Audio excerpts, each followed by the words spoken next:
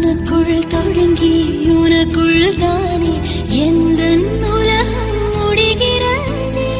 உன்முகம் பார்த்து ரசித்திடத்தானே எந்த நாட்கள் விடுகிறதே.